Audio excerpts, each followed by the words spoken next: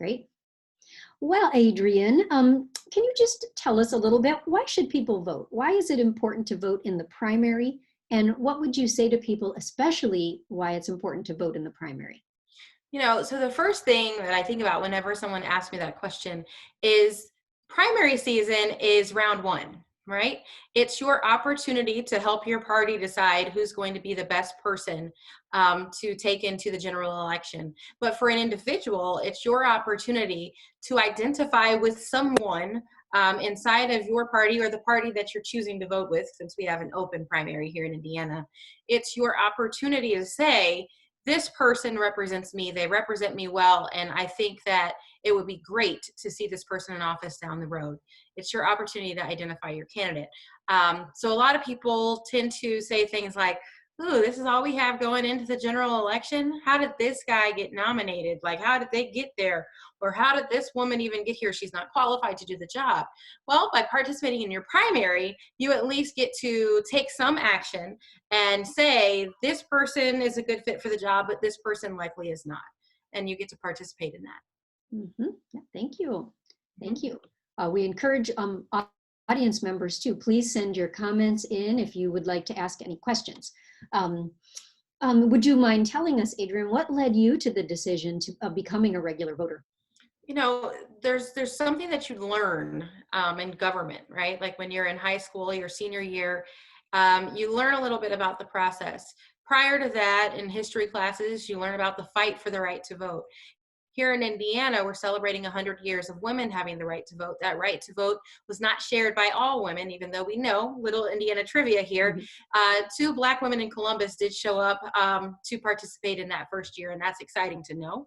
But there are a lot of people who fought for this right to vote, for the ability for people to participate, for the ability to count, for the ability to have your voice matter. And who am I to throw that away and to not participate? Great. Can you let us know a little bit, what have you found out about requesting an absentee ballot for the primary? So for me, interesting story. When you go online, you have to download it, print it, fill it out, then mail it in. I'm a millennial. We look at e-forms for everything. And the fact that I couldn't just type it in and somehow figure out a way was tough for me. Thankfully, around the time that I went to do that, Indianapolis City County Council decided, you know what, we're going to invest in this. We're going to make ballots available. And then next thing you know, it was here in my mailbox, which made it simple. Went outside, I filled it out, and I put it right back in the mailbox, and there it went. And I found that to be relatively simple. But for folks who don't live in Marion County, and their city councils didn't say we're going to put money into this, their county didn't spend to have voter engagement, or at least try to give it a safe shot, it's going to be a little bit more difficult for them if that's what they're interested in. Okay. What do you think the effect of COVID-19 is going to be on voter turnout in June? I think that it depends. So today is the first Tuesday in May. It's when we know that our elections are held. It's when here in Indiana, we have a tendency to say, oh, that's primary day. It's the day that I should be voting. It's where I should be going. Changing the date is helpful for those of us who are watching and concerned about health concerns, people who are not sure about being in large numbers, not sure about being anywhere in public for that matter, and who are observing social distancing and isolation. But I think that when we look at June, I'm hopeful that in Marion County, mailing out the ballot applications and organizations like Women for Change encouraging people to fill those out so that they can get their ballot, so that they can send those back in. Hope that the measures work. But here in Marion County, we have a tendency to have a very low turnout in the first place. And so without organizations pushing and educating, I'm not very sure. And the closer we move, I'm thankful that the county here has at least invested money in it, but it's going to take every organization, every political party, every person individually pushing on every person that they know to actually participate, to see our numbers actually show true engagement for the state. Great. I hope that will happen. How long do you think it will take to determine the results of the election, given the circumstances this time? Well, I think that there's a delay of having to mail the mail by the certain time frame. I think that there's a lot that we have to pay real attention to. But I think that it's not too far delayed. There are cities and states across the country that participate 100% by mail. So I think that if we can be concerned about our health and safety of Hoosiers, if we can be concerned about wanting everyone to be able to have their voices heard as safe as possible, we should be willing to wait. Okay. We have a comment here that this is from Ashley Eason. And she said, "Hey, Adrianne, thank you for helping to educate voters about voting in the primary." She says she was easily able to apply online this year and they just opened it up last week. So that's Yeah, great. so Ashley is a woman candidate who is running currently. So thank you, Ashley, for watching, and thank you for throwing your hat in the ring. I think that it's extremely important that we have people who are concerned about the way that our cities, our states, and our country are run that actually raise their hand and hop right in. But it hasn't been too difficult. But if you are a young person with no printer at home and your county didn't mail it to you, that is a little bit more difficult. Absolutely. Okay, so can you reflect a little bit on how Indiana has handled the impact of COVID-19 on the June election? So I think that we've done a pretty decent job. I think that we are preparing ourselves. One thing that I wish that we were seeing a little bit more of, a little bit more voter engagement, more organizations holding town halls, more one-on-one interviews. Just, I would actually be okay if it was clouding up the social media space, just so we could learn a little bit more about candidates, their opinions, their views, their histories, the things that they've done. Because the average citizen isn't going to the Secretary of State's website to see who all has filed. The average citizen's not going to the county clerk's page to see who in their county is running for something. The average citizen is just scrolling in their regular space the same way that they would with television commercials. But we're not seeing anything like that on TV right now. So I think it could drive engagement down. Just if you don't understand what's at stake, you don't know how many people are on the ballot, you don't know why it really matters. If you're thinking that this election is just like any other election, you likely think that there's one, if you're getting, you're going to go in, you're going to choose your party's ballot, and there's going to be one person per office, it's likely that you don't feel the need to participate. This year, we've got some public questions based off of where you are, school referenda that are kind of up in the air, and a million candidates in the 5th district on both sides that are vying for the opportunity. So I think that it's really important that we energize and engage people. Yep, absolutely. What are some of your favorite resources on how to keep up? You just mentioned some, but what can you expand on that a little bit? Some of your favorite resources to keep up with the election and learn about candidates. So we've got a couple of different things. The first place that I always send people specifically in this election year is to the Secretary of State's office to see who's filed, who you can potentially have on your ballot so you can know who your choices are. The next step that I tend to tell people is immediately go and search for them. You can either find if they have a website, if they have a Facebook page, if Ballotopia has done something, if they've responded to a candidate questionnaire. You've got all the opportunities to find out as much information as possible about each of your candidates just from starting at that one space, but you've got to be really savvy. If you've got folks who are incumbents, so already in office, Facebook Town Hall is always going to tell you who represents you currently. And you have the opportunity to link directly with them. You can also see any messaging that they've recently put out. And that's where you can end up in the social media rabbit hole. You can see how other people feel about them. You have the opportunity to connect there. And on the local level, your county clerk's office is always going to have your folks who are registered or who have filed to run for office in your county as well. Great. And I'm sure we can post those links and resources as well. We'll take another comment here. Somebody just sent a comment in, Dolly Kraft. She was wondering about how you decide on choices for delegates for the convention. Okay, so this is the way that I think about delegates. So your delegates are pretty much on the lower level of things, but they're the people who represent you and are going to help ultimately identify or select who is going forth on your ballot in the general. And so, I mean, the same way that you would identify someone who you think is a leader, So the characters and qualities of a leader. These are folks who are civic minded. They are interested in seeing where your locality or your city or your state is going and where the country ultimately is going.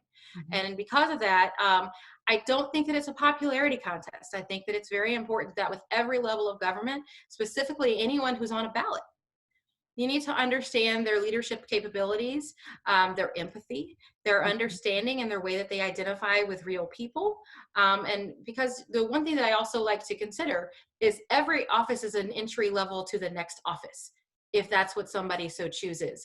And so why let somebody in easy if they're not really ready, and give them a leap pad to the next office because we didn't really pay attention in the first place. Yes, absolutely. All right. Can you talk a little bit about the road to November, and what do you think the campaign will look like as we get past the primary? As we get past the primary, I do think we're going to see more of your traditional campaign commercials. I think that that's going to be helpful for some. Oh, wait, we got Sheila. Oh, yay. We'll introduce Sheila in just a moment. But I think that the road to November is going to have to cast a lot of light on where we are going beyond COVID-19, what the next phase of being in the COVID era is going to do for us. And we're going to need to engage all of our candidates to understand with the part of government that their current role or the role they're seeking has any level of leadership in or around, how are they going to do things the same or different, or how are they going to engage? And I think that it's the voters' job to make sure that we are at least engaging around those things as we get closer to November, and then ultimately to select candidates that we actually identify with and whose plans we believe in and support. Fantastic. Well, why don't we take a moment, and Professor Sheila Kennedy can introduce herself, and we will keep moving right along. I am so sorry to be late. I have had a computer hysterical meltdown. We lost our internet, and I was unable to hook up to my iPhone. And anyway, my name is Sheila Kennedy, and I teach law and public policy at the O'Neill School at IUPUI. And I'm delighted to join you, even though I think my hair's on fire. What was the question? Well, yeah. So we Adrianne and I have been having a conversation. Maybe we'll just review a couple of questions here. One of the questions we were just talking about are, what are some of your favorite resources to keep up with the election and learn about the candidates? Are we talking about national candidates? Are we talking about local candidates? I will say that there is a new source, and I'm looking for the URL right now. It's called the Indiana Citizen. Mm-hmm. And people who want to find out a lot about, especially Indiana elections, and whether they're registered, and where their polling places, all of those things. Although I hope that our polling place is the mailbox. But if you will go to the Indiana Citizen, it is an excellent new resource, nonpartisan. The goal here is to get Indiana out of the ditch. We were, as everybody probably knows, we had the worst turnout in 2014 of any state in the country. And the goal of Indiana Citizen is to get us from the bottom toward the top. So I would really endorse that. And of course, if people want to know about getting an absentee ballot, that sort of thing, they can go to www.indianavoters.in.gov. So, and of course, there are various blogs, and depending upon what your political persuasion is, going to those particular sources will give you a good overview. Mm-hmm. Thank you. That's great. And actually, there was just a comment in the chat here about what are some good places voters can go to learn about local candidates and what they stand for. So thank you. We'll make that link available. Great. And then just as you came on, Sheila, we were talking about a question. Excuse me, about like, what do you think the road to November will look like given the COVID epidemic and, other factors that are unique to this year? If I had a crystal ball, I could answer that question. Maybe Adrianne has a better crystal ball than I do. I think a great deal will depend upon where we are with respect to social distancing. I have been a big proponent of vote by mail, and I would hope that the problems we're facing right now will push us in that direction. For no other reason than, I have a daily blog, as you probably know, and I've had a number of commenters who have said, it was so great. This time I got my absentee ballot, and I was able to Google some things and to go to candidates' websites. The idea here is not just to vote, but to cast an informed vote. Yeah. And if you have vote by mail, you get that, and then you can take your time to research things, to look things up, and to cast a vote that is far more informed. So I don't know that that's where we'll be, but I certainly hope so. Mm-hmm. And I'd like to just add on to that. It's so much less intimidating when you have time to do your own research and you don't feel like you're under the gun, and you don't feel like there's a million people waiting for you behind you and they need to get in and you need to get out, and there's this machine that you've got to figure out how to slide this through. There's a lot of pressure and stress around the whole voting in person piece that I didn't mention earlier. So not only is there less voter suppression when you can actually just take your time and do all of your research, but the engaged voter has a much better opportunity at casting a ballot for people that they align with and they agree with. Mm-hmm. Yes. All right. So how about Marion County residents received their absentee ballot? Why do you think we didn't see this with the other 91 counties? That is a great question. I think it is a question that Common Cause has been asking. I don't know. Adrianne, do you have any idea? I don't. And I have an obvious understanding. The underlying word is, so how many people do we actually want voting in the state of Indiana? Yeah. Because if we wanted more people to participate, then we would make it easy for them. Mm-hmm. And we would make it that, and we would make it so anyone who is legally registered could have access in their homes to safely do so. As a very concerned and engaged voter, I am so thankful to live in Marion County and to not be like my counterparts that I have in the National Urban League movement, who were trying to figure out how to help safely get residents in Milwaukee or in Wisconsin to be able to vote, and the aftershocks and effects that they have seen from basically being forced to vote in person to make sure that their ballots actually counted, from people being ill, from all sorts of things that have happened, from them having to go. I'm thankful that they stayed in line and they waited it out and they tried and they did the best that they could. But I don't think that I want that for Hoosiers, and I don't think that it should be it shouldn't be necessary that Hoosiers have to go through that. Absolutely. Yeah, we have another comment here. Can the absentee ballot serve us in the same way with this election? I guess, maybe what are some of the benefits of the absentee ballot and some of the other considerations? Well, again, the 3 states that I'm familiar with I'm not familiar, but that I'm aware of that have vote by mail, the absentee ballot is a very similar mechanism, and it has worked beautifully. Interestingly, turnout, for example, in Oregon, where they have had vote by mail, I believe the longest, for well over 10 years, not only do they have they figured out how to confirm that is a legitimate ballot. I mean, there are no fraud, that sort of thing, but their turnout is in the 80%. Our turnout is in like the 25.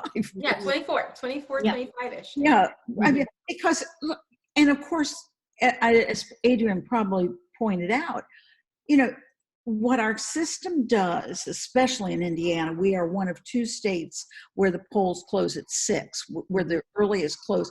It's sort of like if you work and you have a time clock, and you have somebody who works long hours and has to pick up children from daycare and all that, it is a system that has been designed to keep poorer people and people of color and people who don't have the ability to say, well, I'm going to leave early because I want to vote. It is a system that is intended to keep the vote down, not to encourage people to get to the polls. And that is not what a democracy is supposed to be about. Absolutely. And then I also like to continue to add on there, from a taxpayer perspective, it's very expensive to run elections the way that we run them here in Indiana. Oh, yes. And not to mention, civic engagement is down. So especially the more polarized that the parties and the candidates have become, it's much harder to find people to work the polls on either side. And so you're looking for things to be fair. You're looking for things to work democratically, and they don't. And so since we have arrived here, on behalf of, probably a generation or 2 at this point, can't we just hit the easy button on this thing? And as long as we're all legally registered, make sure that every legally registered person can easily participate in an election. That's right. Fantastic. Yes. It'd be great to make that happen. Here's another question from Barb Wallanen. What do you think about policy where there is a maximum 6-hour work shift on election day for the poll workers? Or for poll workers, or maybe just for people, maybe just individual in their job?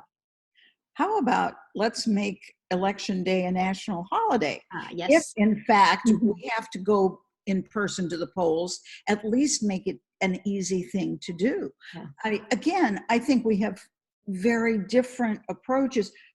There are people who would prefer to keep the vote down, and there are people who believe that everyone should be able to vote. And the ways in which various states, and of course states have the right to decide how to conduct their elections, but it's very different across the country, and you can tell which states are encouraging turnout and encouraging civic engagement, and which ones are essentially trying to tamp it down. And a national holiday also, so we know that based off socioeconomic status, that's a huge place where suppression happens, just depending on who's available. But the other piece is we're also considering, if you look at millennials, you look at Gen Z, and I doubt that Generation Alpha is going to be any different, multiple jobs, random streams of income, very fluid opportunity, the likelihood of being able to fully capture all generations, whether it's as a person who's participating in the election or a person who's helping to secure our election by working it.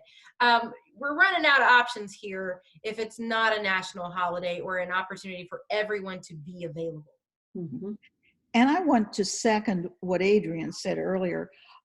When I was far more active in the political system, even back then, and I'm an old woman, it was really difficult to find people to staff the various polling places. One of the great virtues of vote by mail is not only that it's cheaper, but you don't have to go through, the people who were willing to spend their entire day on election day doing what my husband used to call watching paint dry, they're all in my age group or older, and we're dying off.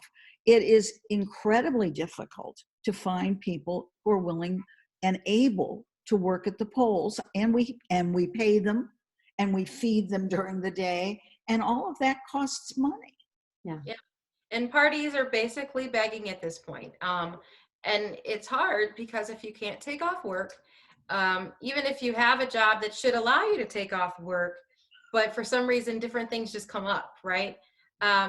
It becomes really, really hard. And if we can't do that in a way where we can really keep that running smoothly, then it's time that we look at this differently anyway. And I hope that the COVID era is going to change that for us. Mm-hmm. Yes. Agree. Yeah. Yeah. One of the topics to talk about was that economic impact. So I hope that people are making that point pretty firmly about the economic aspect. I don't think the average citizen knows how much it costs for an election. Mm-hmm. I don't think that they're doing the math of how many precincts we have, how many workers are inside of the precincts, how many poll workers, watchers, how much time it takes to count every single ballot, how many people, gas mileage, delivery. I mean, there's just a lot of stuff that goes into an election. And if you are the inspector at a polling place, you also have to take time to be trained.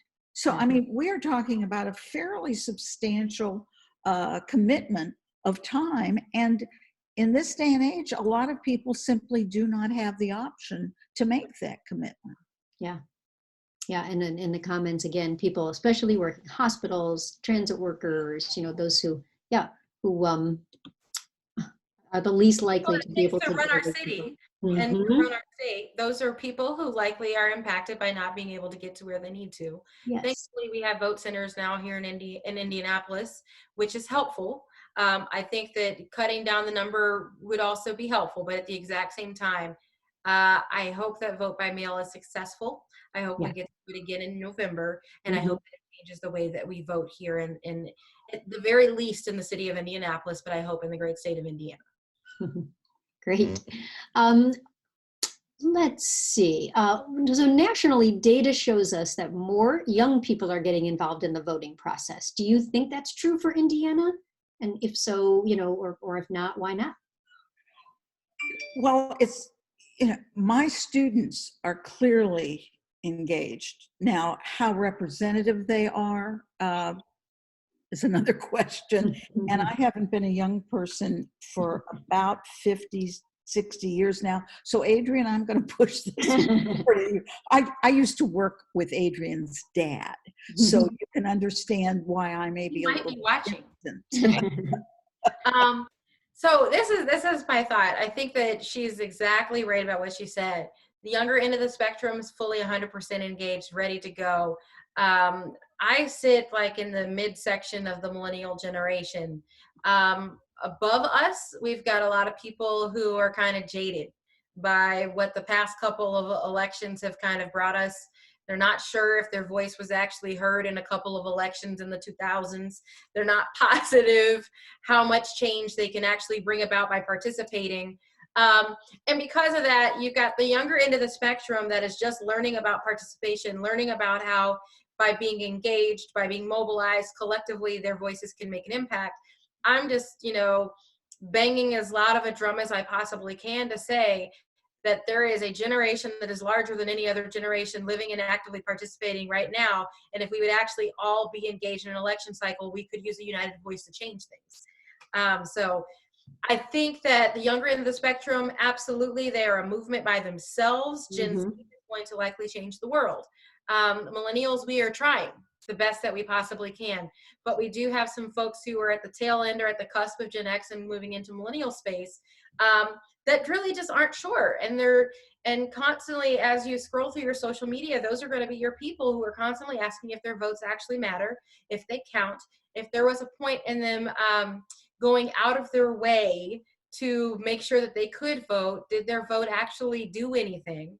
And so we've got to really work on that part. Okay. Well, here's a good question from the chat. What do you think of our current president's comment that if we have vote by mail, no Republican will ever be elected again? Well, once again, I am going to make an observation and then shift it over to Adrianne. because he's a Republican. I used to be, but I think it was a truly stupid comment. But the point he was making, it seems to me, was that so long as democracy works, he and his party would lose. I think that is a what lawyers used to call an admission against interest, and I'm not sure that's true. I think it may well be true because at this particular point in our history, I think that there is, according to the polls, most registered voters are not exactly thrilled with the current administration. I think that the Republican Party I used to belong to when I worked with Adrianne's dad, that wouldn't be true. Mm-hmm. So a great deal depends upon where those parties are at any given time. But Adrianne, I'm going to let you do this. I personally believe that any great candidate that deeply is connected to the people that they want to represent, representing their interests, and really is there to do the people's work, will be able to get elected either side of the ballot that they sit on, even with all voters engaged and participating. And so, I think that people have a lot of opinions about which way the country will go, where parties are going to go. Sure, here in the county, we've seen some defeats, but I don't think that it's the end. I think that it's time for just identifying candidates that really align with the pulse of the people, that are willing to do what the people want and need, and that are willing to listen and align with the people who elected them. And so, in my opinion, I think it's a silly comment to just throw the baby out with the bathwater and say, well, if everybody's doing it, I'm taking my ball and I'm going home because it'll never happen again. I think that the way that we should look at this is a time to truly define the type of people that we have running for offices in our country. Mm-hmm. Excellent. Okay, do you think we will expand our no-fault status to the general election? So I hope so. Mm-hmm. I think this is one of those things that will only happen if ordinary people, ordinary voters all through Indiana insist on it. In other words, we all have to agitate and tell the folks in our counties who are responsible for the election, and certainly the Secretary of State who's responsible, that is something that we're demanding. Mm-hmm. And I think if popular opinion is rabid enough, if you will, I think we can get that done. But I don't think it'll happen absent a great deal of agitation. Mm-hmm. Yeah, I think it's going to take quite a bit of a movement. It's no secret in the state of Indiana that a lot of our people have a lot of health problems. I think that we know that we are not one of the fittest states in the country. I think that we know that we are not known as being one of the healthiest places that there are. If we're going to seriously be combating a health crisis, moving in through the fall, getting people's trust back up to be out, to be in large groups of people, to be in places where people that you have no clue where they've been or what they've been doing are going to be. Getting public trust back is going to take some time.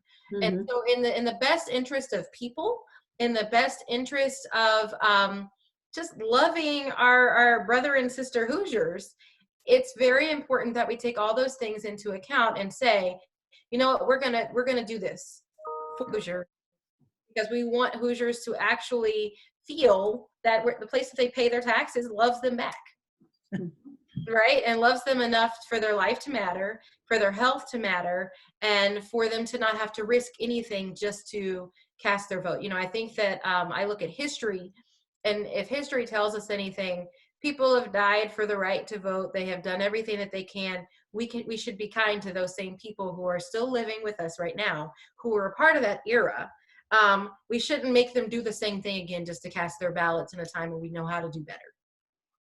That is an excellent comment. Do you know, is this something the Secretary of State alone can decide with enough you know, again, with enough kind of groundswell of support, or, you know, is that where the decision making lies, or?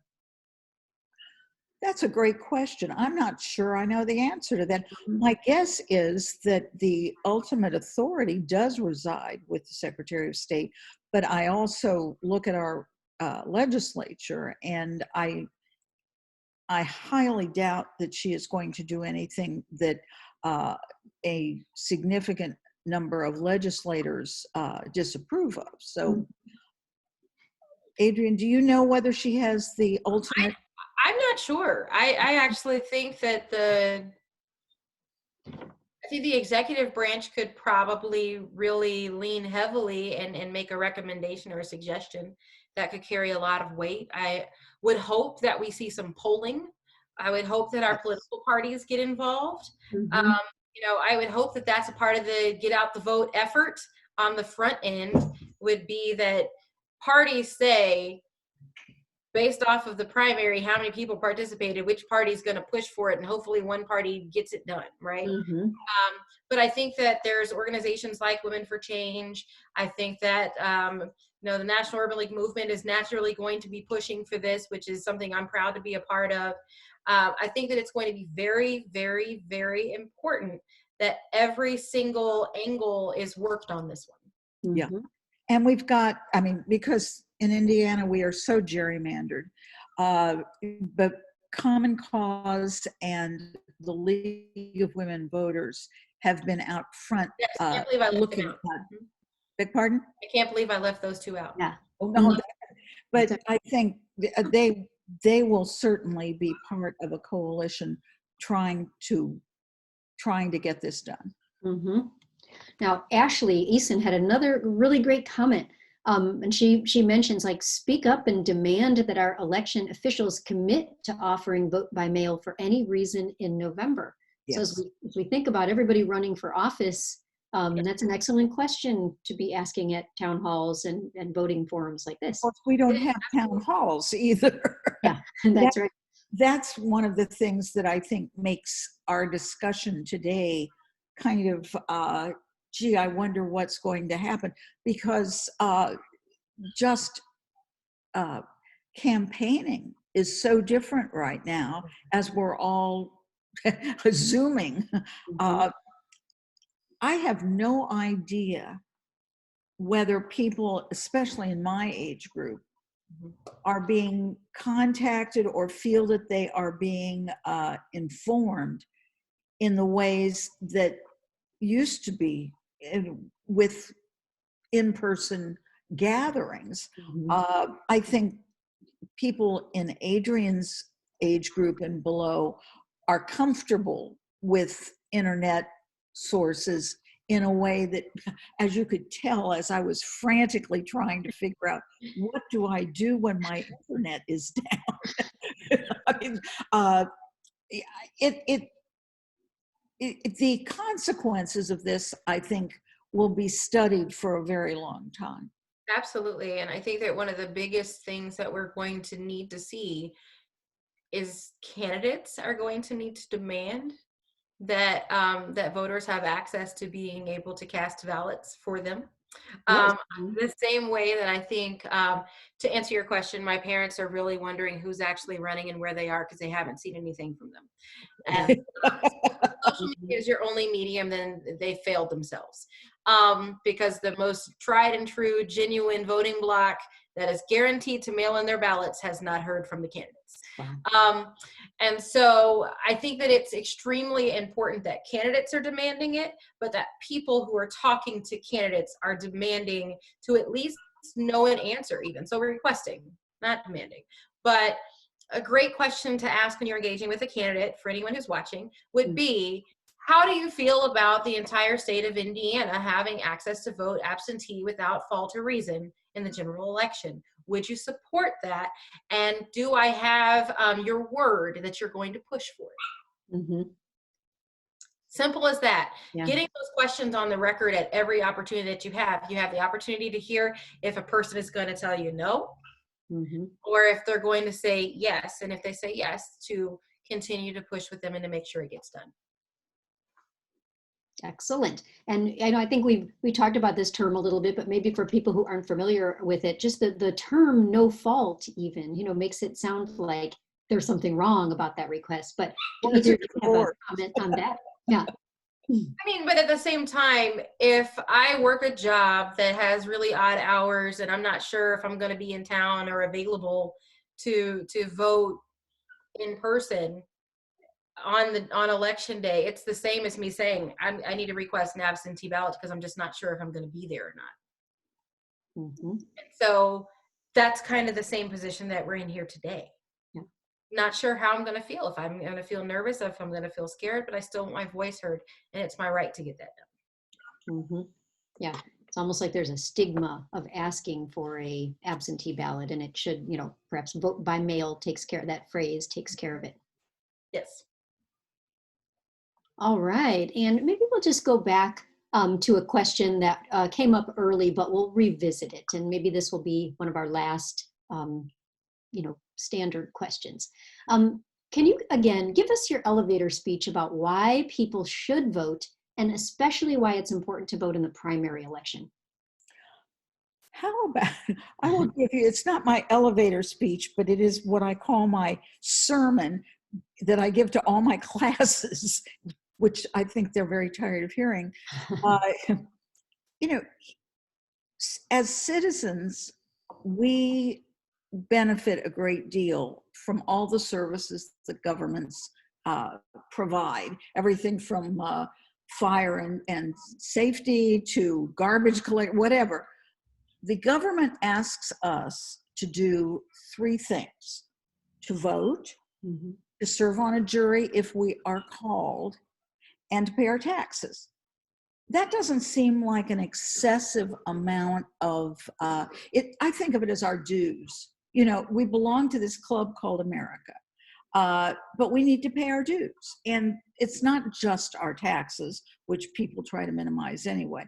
But and with respect to the need to vote in a primary, I get so annoyed when people say, well, I don't like the choices in the general election. Well, where were you in the primary? Where were you? Were you a participant in your party's selection process?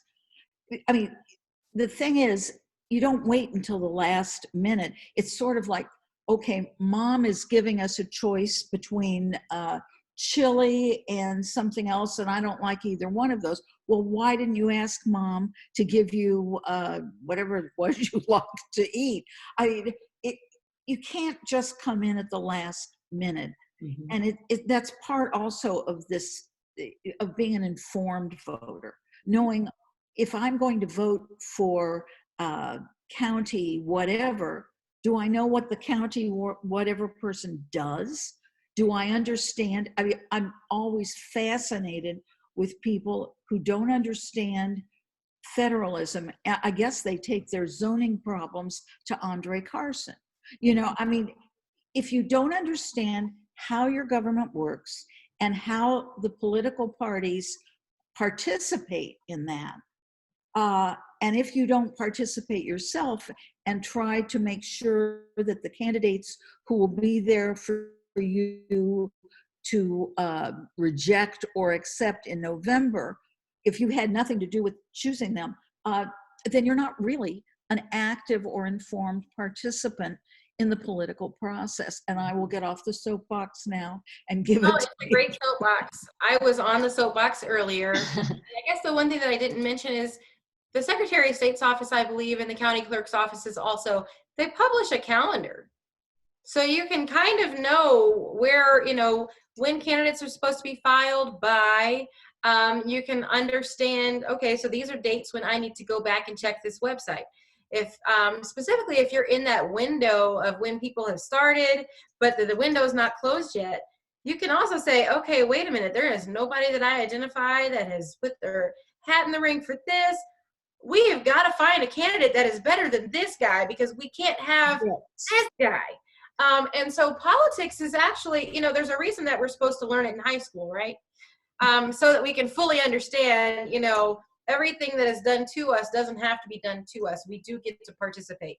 It can be with your voice, and you can be informed. It's extremely important. If you don't see it the way that you just heard it, consider it like the job hiring process. You know, you have the opportunity to do first couple screening rounds. You know, did a person specifically, you know, if your party has a slating process, did your candidate make it through that convention? Okay, did you fight and do anything there? You didn't. Okay, now you've got to this primary. Did you make sure that the person that you did believe in actually pushed through? You know, make your little calls, do what you have to do like you would in a job. And then in the final election in November, we're hiring someone who you are going to pay with your taxpayer dollars to represent you, to be your voice, to do things. And if you haven't even engaged with them at any level, then you've done yourself a disservice.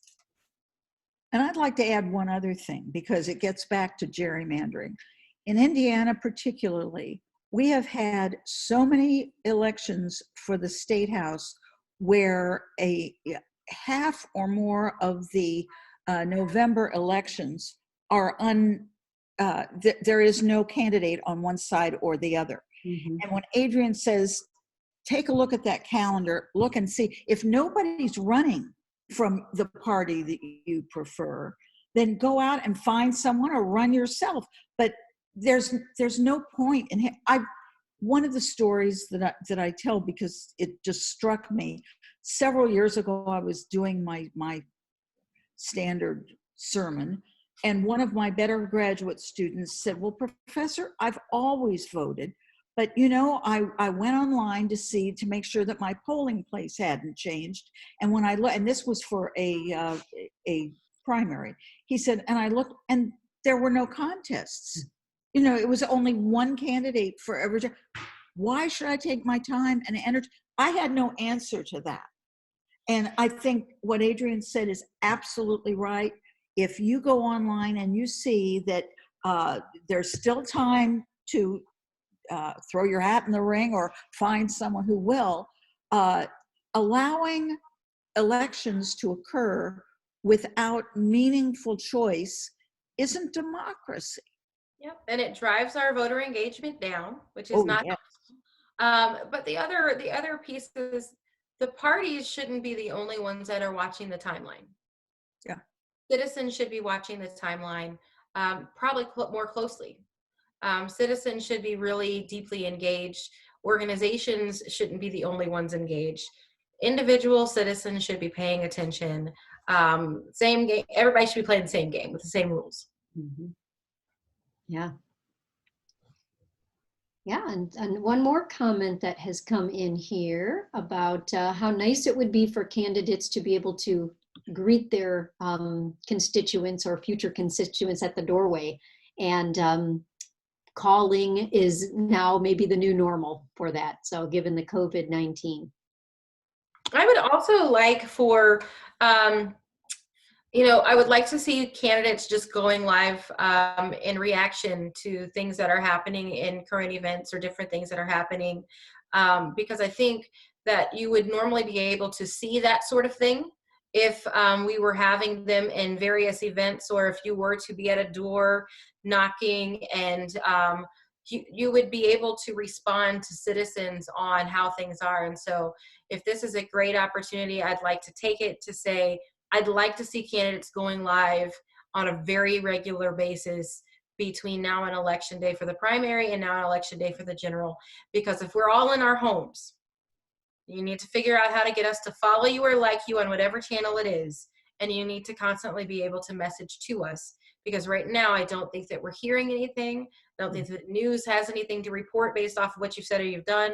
It's a very sleepy race, with people kind of hanging out, waiting and hoping that somebody just likes them enough to choose them.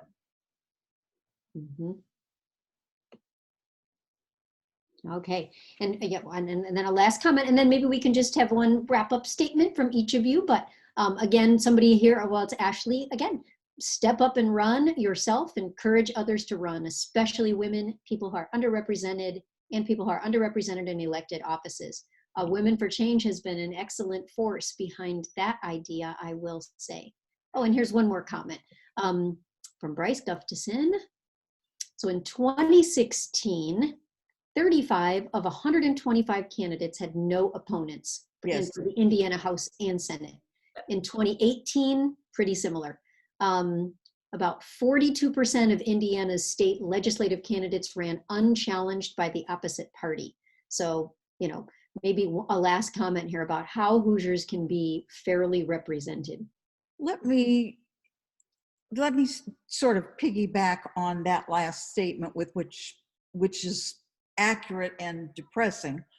I think after this COVID-19, assuming we get to ever come out of our houses again, we need to make some very significant changes to structures. You know, we talk, especially those of us who are political, oh, I'm mad about this person, or I don't like that policy, but what we fail so often to see are the structural impediments to actually turning voter desires into policy.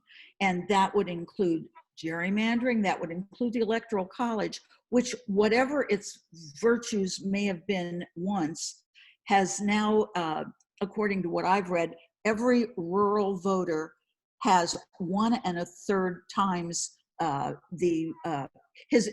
rural vote is worth 1 1/3 of a urban vote. So we need to look at that. There are a number of other structural issues that we need to address in order to make it to revise or revitalize our democratic republic.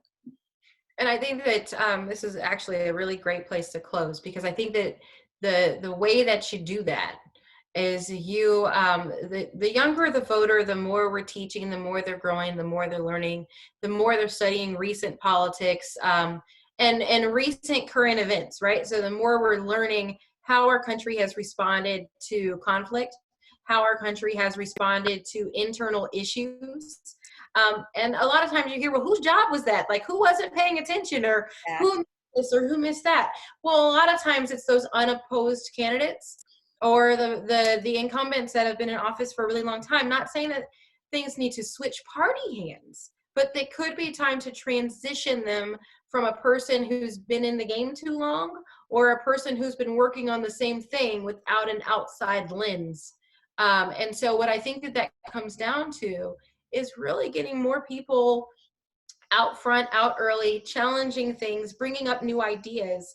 You know, it's part of the spirit of academia is people challenging each other with their opinions and their ideas, and the free space to do that. When I look at where our country is going politically, it's going to be the people who challenged people. It's and their ideas. generational change. Yeah, and it takes an old person to say that. But it takes having conversations like this one where we can see that we agree on more things than we disagree. We have the opportunity to really be optimistic about where the country is going, but clear enough in our thinking to say it's going to take somebody else. It's going to take new insight. It's going to take new engagement. And that means that people that have never voted before are going to need to vote and help us to understand the pulse of the nation. Mm-hmm. Well, and one more comment came in, so we'll make, and this, I think this will be a good way to wrap up. This is from Isra Hader, who is a student. So do you have advice for students who might want to run for local office in the future? Do it.